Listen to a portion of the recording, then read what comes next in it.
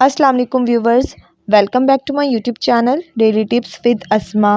बिस्मिल नाम का शुमार लड़कों के नामों में होता है। बिस्मिल एक इस्लामी नाम है। बिस्मिल नाम की इब्तदाई तारीख अरबी ज़बान से निकलती है। बिस्मिल नाम के लड़कों के लिए खुशकिस्मत नंबर 6 माना जाता है। बिस्मिल नाम का मतलब है बेकरार और बेचैन। खुशकिस्मत दिनों में हफ्ता और सोमवार का दिन शामिल है। बिस्मिल नाम का शुमार इंटरनेट पर सबसे ज़्यादा सर्च होने वाले नामों में से होता है। खुशकिस्मत धातों में हिस्सों के हिसाब से लोहा शामिल है।